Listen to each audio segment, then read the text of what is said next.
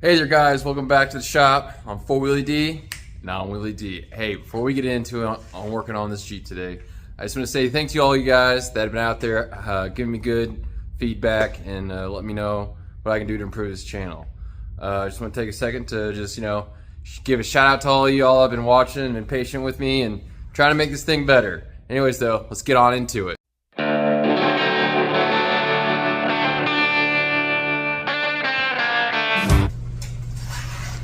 Okay, so what we need to do is figure out our bars are going to attach from here up into the roll cage. I'm not really sure how we're going to do that. Well, so we know at one point it's going to sit here, and I'm looking up here, and I'm trying to think what's going to look aesthetically pleasing. This isn't a race car, we're not going by any spec rules, so kind of do whatever we want. Here's what I'm thinking. I'm thinking having a piece go from here down to our plate, and I think that would just look really aesthetically pleasing. So I think anything from here directly to here, well, that probably wouldn't look too bad. So we get our tape measure. Just kidding, it's right here. Kind of visualizing what I want it to look like. Could also go right here, something like that. I don't know what to do.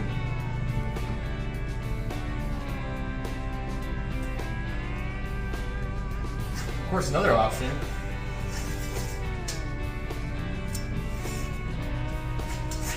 here to there.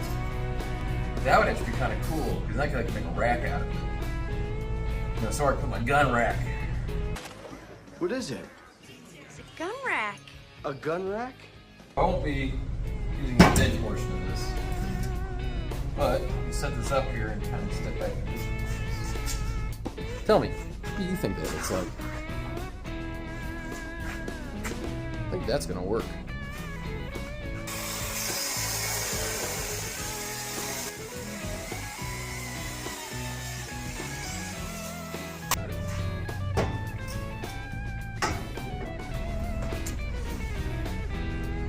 Need a very specific tool for this that I don't have.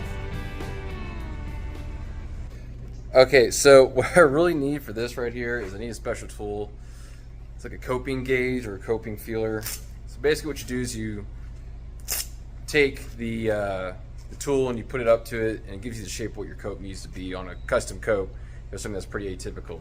Something like this, because I'm trying to put, I got several factors going in here. So I'm going for the gold. We're trying to put an 1 3/4 inch into a 2-inch tube, and we're trying to do it at a joint of 2 different tubes at 2 different angles. So, to say this is a custom coat, definitely. But I think I might have an idea on how we can I've tried to buy this tool. It's not even that expensive. It's only like a $50 tool, but you got to order it. And the people I was trying to order their version from didn't work out. Something's going on with their website. So we're gonna try something else. Okay, so this is my plan. I got a scrap piece of tube here. What I'm gonna do is I'm gonna form a piece of cardboard to go around it. So basically the inner diameter of the cardboard will be the same as the exterior diameter of the tube. Now, this isn't gonna make it perfect, but this is gonna get it close. And my plan is to go ahead and try to make a template out of cardboard that fits the coat we need to make. There are a lot faster ways to do this, a lot better ways, but this is what I got. Alright, so we got a piece of cardboard. Take this.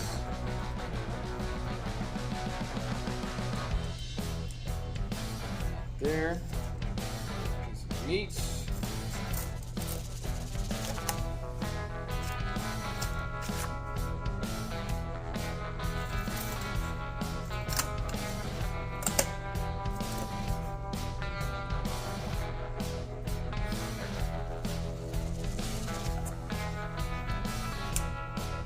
One coping tool, or blank, whatever you call that. So if you're ever in the market for some really good scissors, I recommend these Klein scissors. I think they're the Klein, I don't know, but somehow these suckers have always stayed sharp and work really good.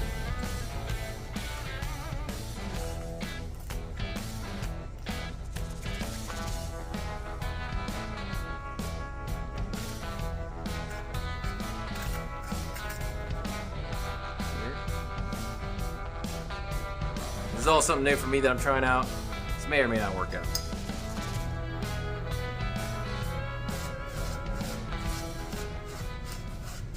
I guess what I could do is throw some of my scrap piece, cut it first. Or I can go for the whole shebang. I might go for the whole shebang. So we got our piece of tube here. And it's okay if I mess this up a little bit because this tube is too long. I cut it that way. Because I already know for a fact that I'm not professional yet. So I leave myself extra for room for error.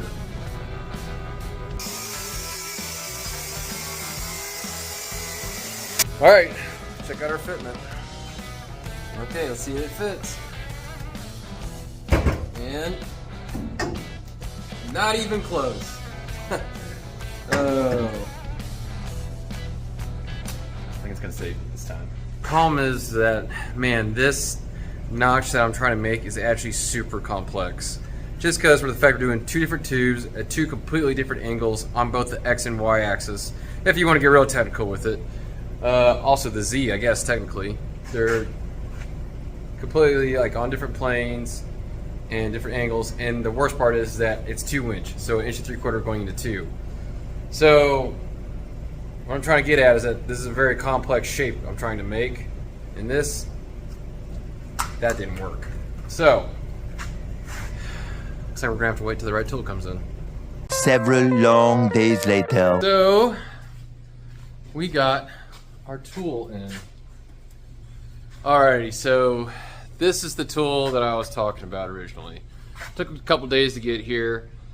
This tool cost me $75, unfortunately. There's another one that's like half the price and supposedly just as good. However, though, they wouldn't take my credit card for some reason.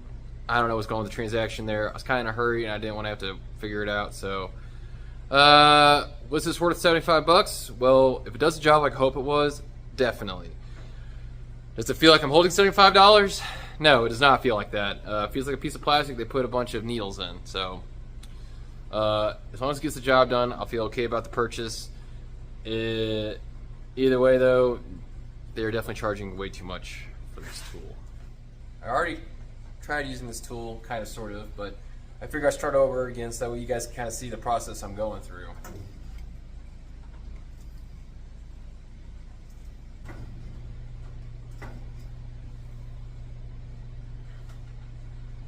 So the idea here is that this notch tool here is just going to get my notch close.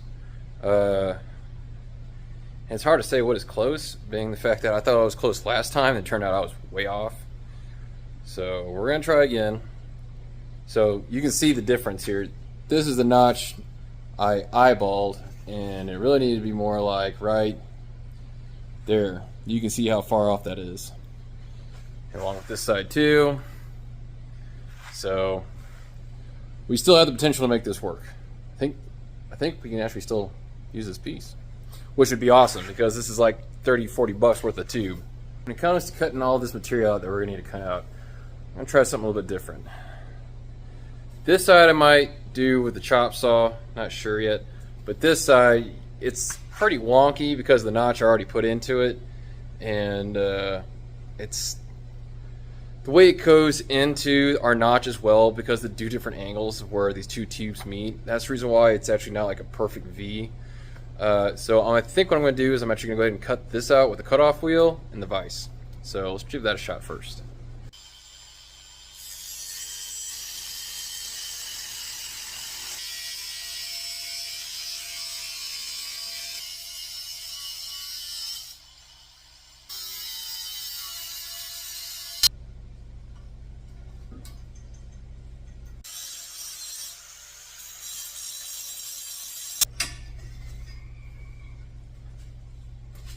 Now, as you can tell by looking at this notch, it is one funky looking notch. So let's see how good of a job our tool did.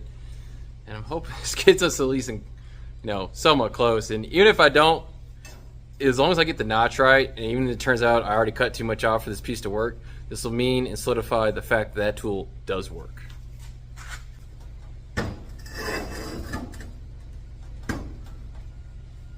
we're gonna be okay. I think the problem is that we need to actually shave this down just a little bit, and I don't think our piece is gonna be long enough. But we're gonna give it a shot.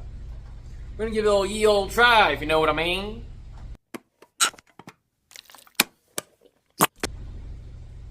Wow, that is actually really good, and I don't think we're gonna have length. I'm gonna try and cut it.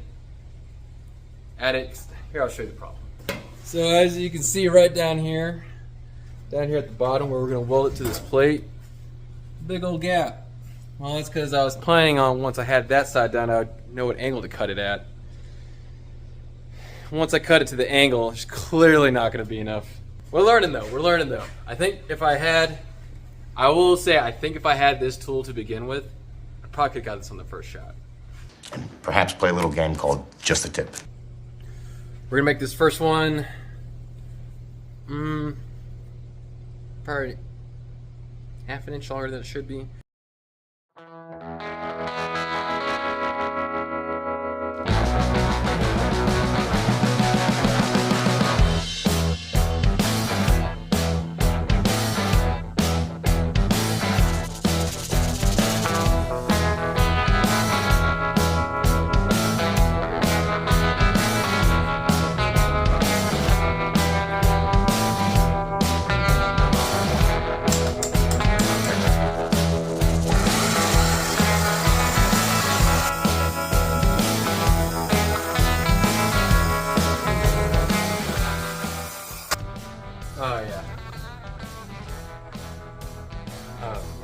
This little tool here, you'll notice there's some spaces right there.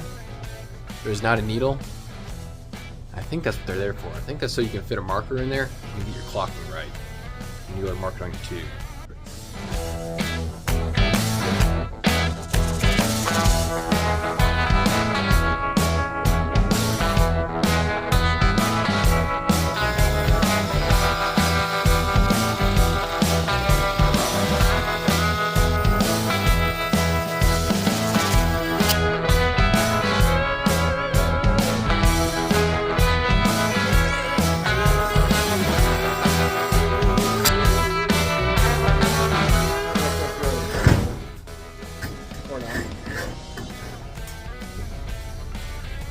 Close, big boy.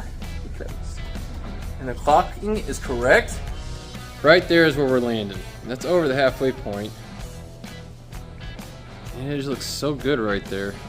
The notch is definitely good enough too to weld.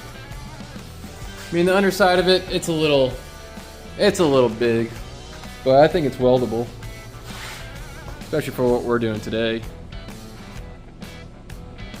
If you imagine another one on the other side, that would look really cool.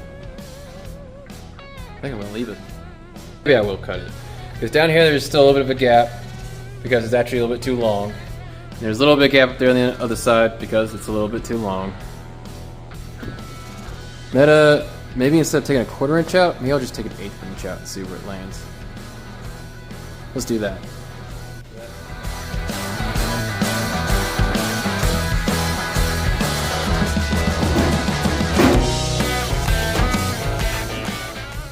Here, you guys want to see the fitment on this thing? There you go. Look at that fitment. Right there, there's a little bit of gap right there. That could be better.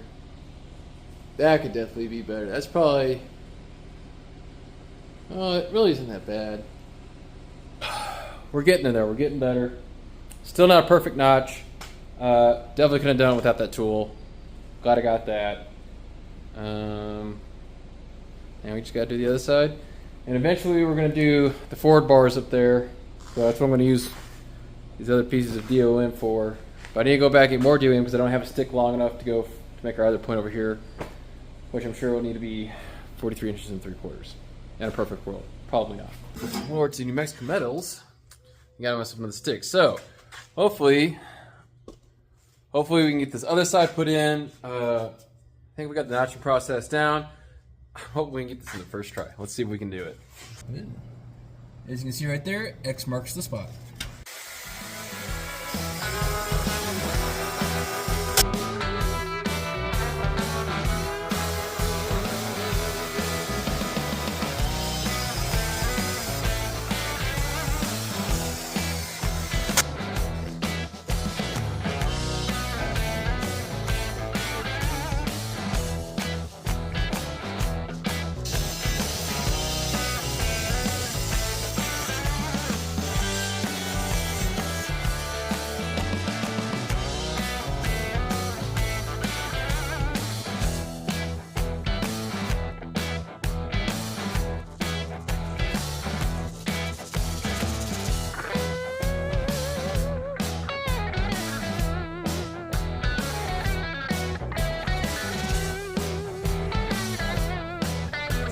I can weld that.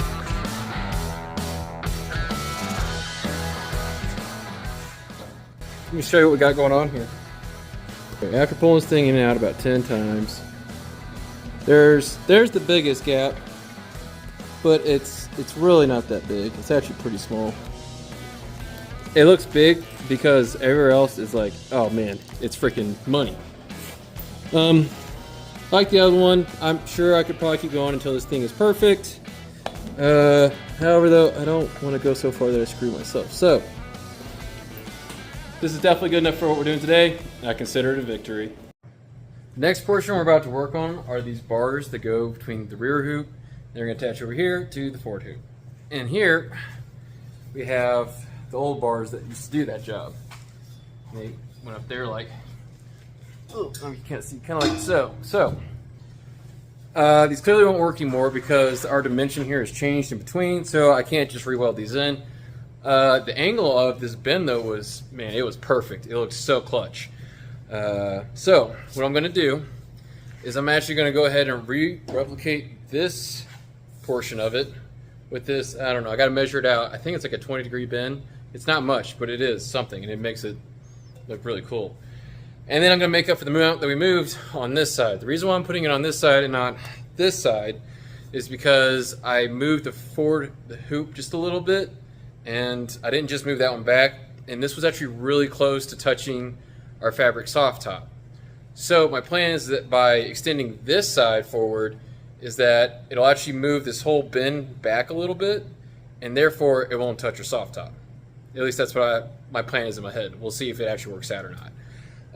So for right now, let's measure this out, and we'll make this bend, and then we'll figure out, or I'm going to do it the lazy way, and that's make this portion out, bend it, and then cut off the excess of what I don't want. All right, so another tool that I bought for coping are these coping templates, 3D printed. So basically what these are templates for you to cope one piece into another piece. There is some slight downfalls to these. So this template right here, this one's actually a 90-degree. It came with a bunch of different ones. They're all 3D printed. You can see here. They actually are really good quality. I don't have to use this tool each and every single time. This is really good for something that's like those when we were doing these notches up in these corners. This is really good for that because I had 2 different size tubes at 2 different angles, and you can even look at this cope I did. It's all super weird shaped and actually worked really good and got me fairly close enough that I could start putting it up in there and out and get it right where I needed it to. This is like, man, you're doing a 90. Nothing special about it. It's going to give you a great cut first time and then very minimal grinding. These corner pieces, I had to do a bunch of fitment to make it right. It was a very complex cope. These are super simple. Shouldn't be that hard. So the very first thing I'm going to do is I'm going to cope this sucker. So use a minimal amount of material. So the first thing I'm going to do is I'm going to mark out this piece. That's a scrap piece that I messed up. I'm not really a scrap piece anymore that I'm using it. But basically I'm going to mark my lines, make the lines disappear. I'll be able to put it up there and then figure out where I want to put that first bend at according to that over there. So let's cope the sucker out.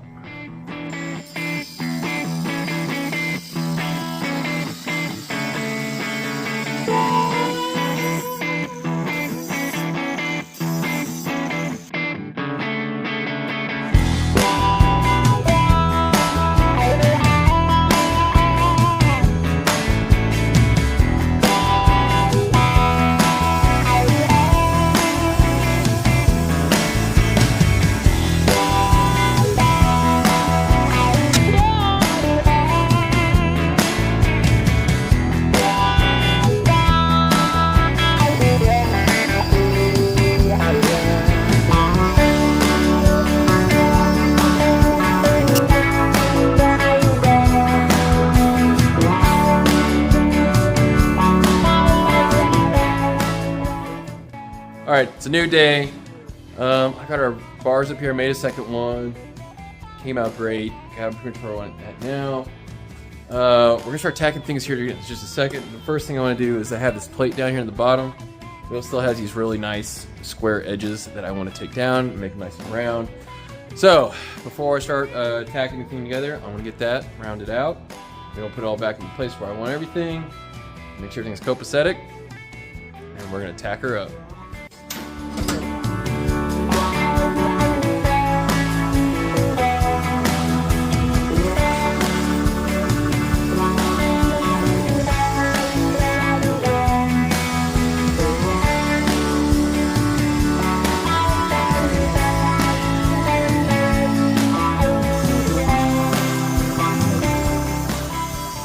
Now you always forget something like, oh, hey, there's that one crucial step I totally skipped and forgot about.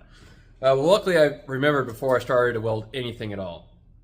And that's, I didn't drill a single vent hole. For you to be able to weld any of this solid shut, it's gotta be vented. If it's not vented, what happens is the air inside will get hot and basically push your weld right back out. Glad I remembered, I almost totally forgot. And as soon as I started welding something and it wouldn't weld and start blowing it out, I'd have to cut it right off and probably make that piece of tube again. I'm probably gonna take like a 5/16 drill bit, something pretty small, it ain't gotta be very big. And I'm gonna drill a hole underneath where each tube touches, and that should be pretty well vented. First thing we're gonna do is mark where all our connecting points are, so that way I can drill in the center.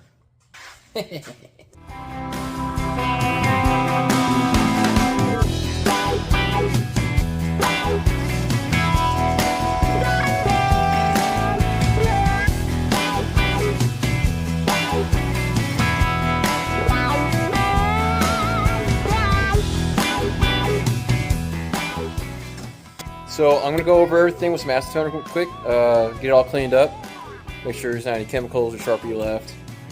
And then we'll start, I think we're gonna finally, I think we're gonna start laying some tack welds.